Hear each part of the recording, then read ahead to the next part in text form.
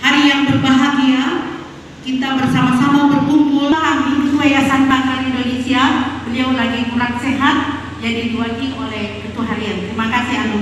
Sakit itu bukan lagi gejala awal, tapi sudah gejala lanjut. Itulah yang masalahnya. Ini tadi, kalau sudah stadium lanjut, maka kesembuhannya juga menjadi rendah. Ya, disebutkan kanker payudara nomor 1, ya bisa disebut sebenarnya. Tapi kalau data kami juga kita bilang kanker serviks juga. Kalau kanker payudara ini tinggi insidensi di Indonesia. Mayoritas pada stadium lanjut. Nah ini akan kita bicarakan mengenai penyebabnya, kanker serviks. Nah ini kita bicara di sini. Bagaimana berharap bahwa kanker ini bisa kita turunkan insidensinya atau vaksinasi. Kemudian pencegahan sekunder melalui pap smear, ya, yang perempuan di laki-laki dan perempuan di Indonesia saya kira sudah lebih banyak perempuan ya.